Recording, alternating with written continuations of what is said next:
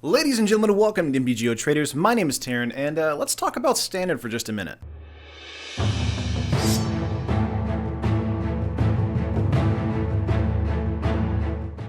So if you guys have seen by now, a Mono Red Aggro List 1 Pro Tour Dominaria. While I do have a lot of props to give to Wyatt Darby in that amazing top deck to close out the match with Glorybringer, of course, I'm kind of tired of red right now. Now, if you guys have seen on the channel, we've done a ton of really great deck techs. A lot of stuff in Standard, obviously. A lot of stuff in Brawl, but mostly stuff in Standard. And a lot of the stuff in Standard is, not mono red. It's been, blue-white control, a lot of different control lists, a lot of different kind of like, tier 2 lists like white-black knights, things like that. And going into this Pro Tour, I actually thought that blue-white control probably was the one, or Esper control at least, was the one that was going to close out the game. But no, the top 8 consisted of, 7 aggro decks, which is most mono red aggro, and then you have red black aggro or mid range. Someone was caught that it was actually WotC was labeling mid range and aggro to be the same deck. They had the same deck list. That was kind of crazy. And then one of Esper control. So that was the deck I thought was going to win the format, but did not. And aggro just kind of stomped it over once again. And I kind of thought to myself, I was like, when was the last Pro Tour? Like as far as Dominaria, you have Rivals of Ixalan and then Ixalan. Rivals of Ixalan was modern, and then you have Ixalan, which was standard. But Sultai Energy was the one that won that one. So I'm thinking, when was the last time we saw mono red aggro kind of take it? And honestly, it's been kind of a while, but there are, of course, these Star City Games Opens, all those kind of things, all those other tournaments, the GPs as well, where, mono red just kind of dominates week after week. And so one of the things you want to ask yourself is, well, since red is so good, what can we do? Is there a ban that needs to be happening again? And I know on Friday I just talked about should we ban Karn. Obviously I'm against that. That was just a question someone had asked me, and I wanted to make a video about it. Also give a box giveaway. So if you guys want to get a box from that deck or from that video, you can definitely do that in that video. But yeah, today is Goblin Chainwheeler worth a ban? We banned Rampaging Ferocidon for a similar reason, because we thought it would kind of take over the format, do a lot of damage to those token reduction strategies, those really go wide strategies. But I feel like Goblin Chainwheeler coming in just does the exact same thing, but is kind of better at it.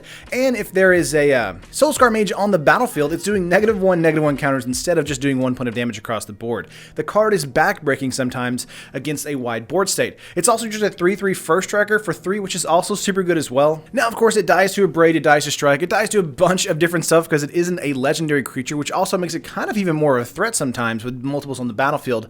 But it does die to a lot of stuff, so it can be answered. And I feel like right now we're kind of in a weird place with there's kind of this big, huge disparity between people that play in the Pro Tour and the GPs and people that play casually at a local game store. When I walk into a local game store, I see lots of control. I see lots of janky brews, which is really awesome to see. I see maybe one competitive player playing that mono red aggro deck, maybe 2. But most of the time I see the tier 2, tier 1 decks that are like Constrictor, Control, that kind of stuff. I don't really see aggro as much because I feel like the decks that kind of show up to LGSs are way different than the decks that show up to Pro Tours. And the reason for that, of course, is all that pro player brewing around, kind of getting with each other and kind of getting into a hut somewhere and kind of bashing their brains together to come up with a good deck for the Pro Tour. And for the past couple times, it's kind of come up with, just aggro red, which I can respect. There are a ton of really good red cards that need answers that all go out of standard in 127 days. Isn't that what Saffronal tweeted out moments before Darby won the Pro Tour? By the way, I think if I count here, 37 of Darby's 75 are all cards that are rotating in September. So again, it's one of those things where it's mono red aggro, while it is a threat, while it might be the biggest deck in standard, it's going to cycle out almost all of it in September. But that's the question. It's do you think this deck is worth a ban? Do you think that Goblin Chainwheeler is good enough that's even after rotation, it's still going to be viable in the format? Do you think 3 months from now, or 2 months from now, whenever it is, some time is relative. 3 months from now, I think it is, in September, that you're going to see, are you going to see Chainwheeler be banned and still be a threat even after if it's not banned in September? I don't think so, honestly. I think we should probably just wait this out, say, okay, well, it's probably time to brew some good, active decks that are better than mono red. And right now, I feel either through pro player, you know, laziness and wanting to brew a different deck, or through just numbers, kind of a numbers situation where that deck is the one that shows up the most, so that's the deck that actually performs the best. We've definitely seen that in a lot of different formats where, you know, a lot of people just play this particular deck, but then you have something like, you know, Ensnaring Bridge just take, you know, Pro Tour Rivals of Ixalan, just out of nowhere. There was only like 3 or 4 submissions of that deck in that entire like pool, and it just kind of just shut down the entire list of all the other like Jund lists, everything else in the format. So this is just kind of a relaxed video, and I do want to know your guys' take on it. Do you think Mono Red needs a ban? I don't think so. I feel like it's probably just that there are so many good cards in Red right now, and we're just kind of waiting for rotation. But at the same time, we kind of have this weird, like, I don't want to say laziness, but it feels like laziness of like, okay, well, we have a really good control deck. We have a lot of good pieces to deal with aggro, but at the same time, we can't deal with it. What is the deal with that? But then I look at the deck lists at the top 8 from you know, Pro Tour Dominaria, and Goblin Chainwheeler is a 4 of in every single one of those decks that run red. You know, 7 out of 8 of them have 4 of Goblin Chainwheeler. So to me, it's like, it is oppressive. It is definitely a huge threat to be dealt with for 3 mana, a 3/3 first striker that, you know, pings the entire board, destroying tokens. That's a huge deal to us, but at the same time, it's just a 3/3 first striker that just kind of pings the board. So it's kind of aggressive, but it's not really like game ending, because once it hits the field, after that it's done. It has its enter the battlefield effect, you know, and it's done. It's not like Rogue Refiner where it gives you like energy throughout the match and draw you a card, you know. It's also not like Rampaging Ferocidon, which pings your opponent or yourself whenever a creature enters the battlefield, you know, that kind of thing. So also making your opponent not be able to gain life. So it's not like a static effect that's on the battlefield, and that's why I feel like Chainwheeler probably doesn't need to be banned. It's just a super good value creature for that 3-drop slot. Now, will it be banned is kind of a different story, I feel like. I feel like WotC probably will want to ban it due to all the outrage right now. Probably just, you know, the outrage mob that every time there's a good Pro Tour and the top 8 is like a really just minute mirror match Pro Tour, there's always like, we should just get our pitchforks and ban a particular card. I don't think that's necessarily the case right now. Now, the reason for that is, of course, most of the deck rotates out in September. I feel like they just want to wait the 3 months and wait for the rotation. It's sort of the same argument I had with Karnstein and Versa, thinking that the card is really good, but it's terrible once rotation happens. All those Kaladesh and Aether Revolt cards are getting out of the format. And of course, if you guys didn't know, Omniket and Hour Devastation are also getting out of the format too, making the format shrink all the way down to Ixalan, Rivals of Ixalan, Dominaria, Corset, and then whatever is out in September, which as we know now is Ravnica. But I want to hear your thoughts, guys. Do you think, you know, Chainwheeler should be banned? Should it be a card that we just got to throw out of the format now because we need the health of the format to be diverse? I feel like every, I don't know, year and a half, we come to the situation where Pro Tours, for Standard especially, get kind of solved. And, you know, a lot of people say, well, it's because we waited too long for a Pro Tour from, you know, Dominaria's release. Or it's because we, you know, didn't wait long enough for some of the other Pro Tours we've had before in previous, you know, months and that kind of thing.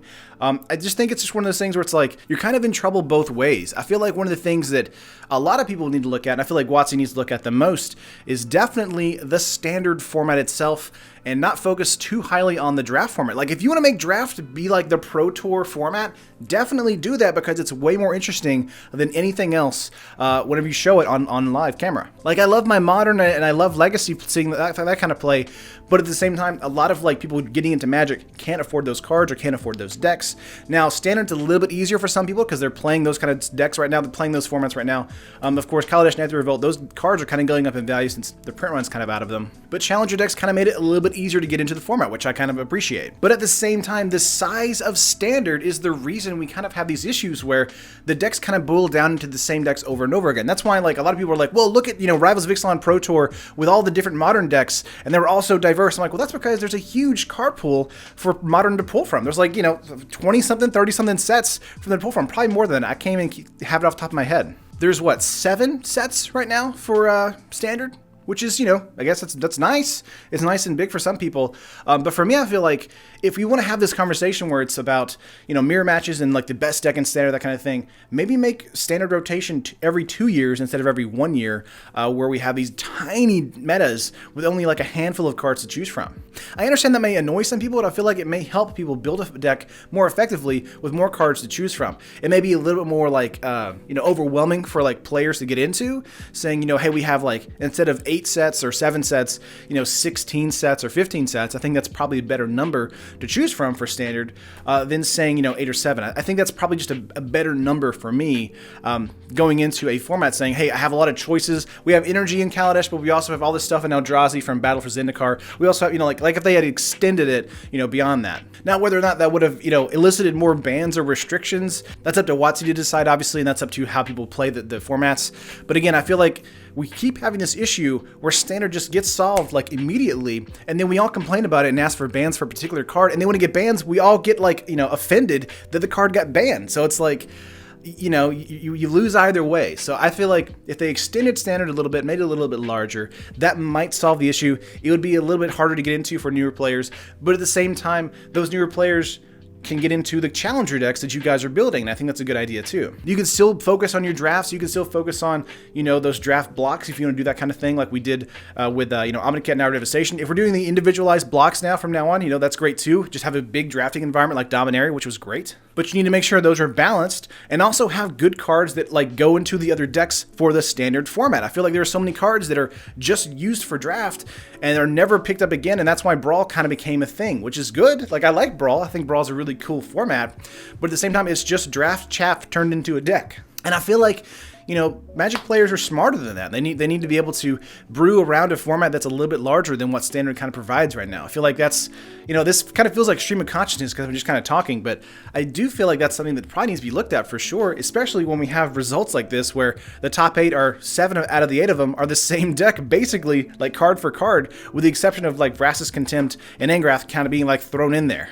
But that's enough rambling from me, of course. But I do want to know what you guys think in the comments down below. Like if you like it, subscribe to the channel. We'll be back with MTG Finance tomorrow with Chast, I think talking about the Pro Tour as well. Was going to have a deck tech today, but really want to just get this off my chest and just kind of ramble with you guys. I appreciate you guys hanging out with the channel. But yeah, like the video if you like it. Leave a comment below on what you think of the format, what you thought of the Pro Tour. I really love the top deck. I think the actual interactions with the Mono Red Aggro deck and the mirror decks against each other is really cool because it's basically no error needs to be made at all for the person to win the game. But at the same time, it's, it can kind of be boring for some players. But that's it for the video, guys. I love you all, and I will see you in the next video. Peace.